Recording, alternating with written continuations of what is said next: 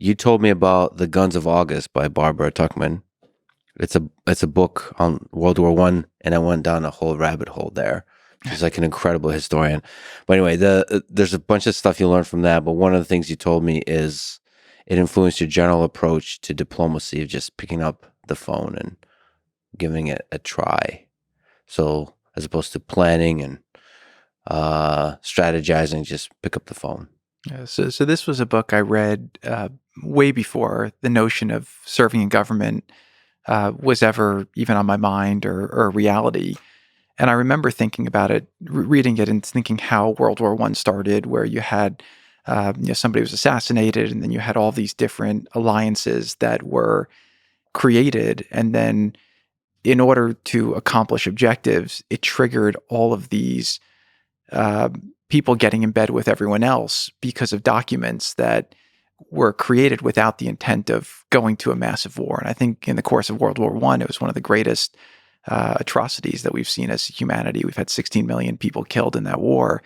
And I was reading the book, I remember thinking to myself, even though things are set in a certain way, go sit with somebody, go talk to them and say, this doesn't make sense. This is wrong. How do we create a better pathway? Mm-hmm. And as a civilian, all my life, I would read the newspapers. I would, observe how different leaders would act. But when we had the opportunity to serve in government and have the position, you realize you're not a civilian. You don't have the luxury of sitting back and letting the world happen the way it's happening. You have agency and you have the potential to influence the outcome of things. And one thing I've seen is, most political prognosticators are wrong. Anyone who tells you what's going to happen really has no clue. And it's not because they're bad or they're not intelligent. It's because nobody knows. And at the end of the day, the outcomes in the world are usually driven by the decisions of humans. And if you're able to come together, form relationships, listen to each other, you can do that. And one of the great examples that I speak about in the book is with North Korea. Whereas if you remember in 2017, it was very intense. When President Obama was leaving office, he told President Trump that the single biggest fear that he had, and this is a time when the world was a mess. You had the Middle East was on fire. ISIS was beheading journalists and killing Christians. They had a caliphate the size of Ohio. Libya was destabilized. Yemen was destabilized. Syria was in a civil war where 500,000 people were killed. Iran was on a glide path to a nuclear weapon. Yet the single biggest fear he had was North Korea. And then it got compounded by the fact that we get into office and President Trump brings his generals around and he's learning how to interact with all the generals and says, okay, what are my options? And they said, calm down. We've been using all of our ammunition in the Middle East. We don't have enough ammunition to go to war over there. And he says, let's not let that be too public. Let's try to restock and come up with a plan. Yeah. And at the time, there was a lot of banter back and forth. And I was able to, I got a call from a friend who was an old business contact who actually had done business in North Korea. And he said, I'd love to find a way to solve this. And I was getting calls from friends at the time saying, I'm trying to go to Hawaii for vacation. Should I not be going? Is it not safe? I mean, we forget the psychology of how intense that was at the time. And then through that interaction, he called some of his contacts in North Korea. And then we were able with the CIA to open up a back channel that ultimately led to the de-escalation, the meeting between Trump and Kim Jong-un, which led to a de-escalation. So that was really the mindset, which was whenever there's a problem, just pick up the phone and try. And I think President Trump had a very similar approach, which was let's give it a shot. And he wasn't afraid to go after the hard ones too. And I'll say one final thing on this, which is that in politics, the incentive structure is just much different than in the real world, right? In the sense that you have a hard problem, then if you try to solve a hard problem, the likelihood of failure is great. Whereas in the business world, if you're going after a hard problem, we celebrate those people, right? We want our entrepreneurs and our great people to go after solving the big hard problems. But in politics, if you try to take on a hard problem, you have a high likelihood of failure. You'll get a lot of criticism on your pathway to trying to accomplish that if you fail. And then if you fail, it has a higher probability of leading to you losing your opportunity to serve. And so it's just one of these things where people want to play it safe, which is not the notion that really was taken during the time that President Trump was in office. Do you think it has to be that way? I think there's something in the human spirit, like in the public, that desires politicians to take big take on the big, bold problems, right? Like why is it the politicians need to be so afraid of failure?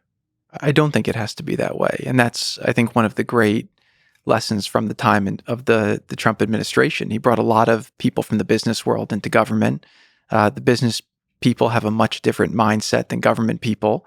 And there was a lot of resistance. And I think part of why there was so much resistance was because, I think about it from my personal sense, was that if I was successful with no traditional qualifications to do diplomacy, it meant that all the people with traditional qualifications in diplomacy didn't necessarily need those qualifications in order to be successful. And that same sentiment manifested itself in many areas in government. And I think that in the business world, it's outcome oriented, it's results oriented. And what we would see in New York is they would stab you in the eye. In DC, they would stab you in the back. And it just became a whole different dynamic of how you work through these different areas. So the answer is it doesn't have to be that way. You just need the right courageous leader. And that's why I'm so optimistic about what the future of America and the world could be if you have the right people in power who are willing to take on the right challenges and do it in the right way. So if we just linger on the North Korea and the de-escalation and the meeting, what's the trajectory from this could be the most catastrophic thing that destroys the world to you find back channels, you start talking and start arranging the meeting?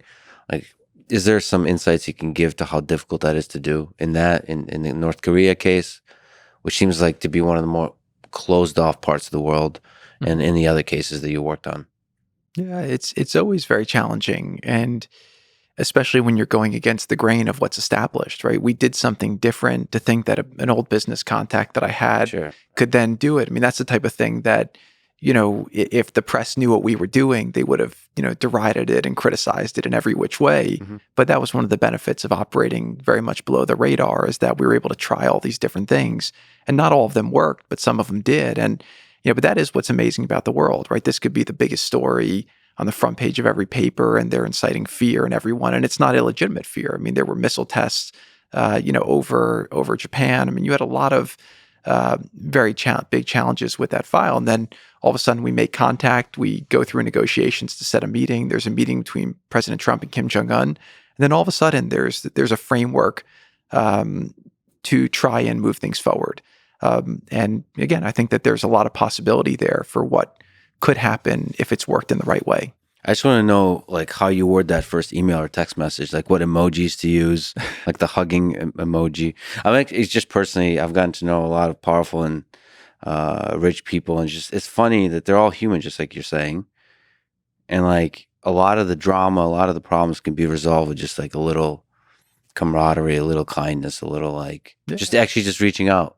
We're all human beings, and people want to be successful, and people want to be good, and you're right too. There's way more emojis involved in diplomacy than I ever would have expected. But and every leader, I'm sure, has their favorite emoji. This is also I learned about people. They use like there's everybody has their go-to emoji.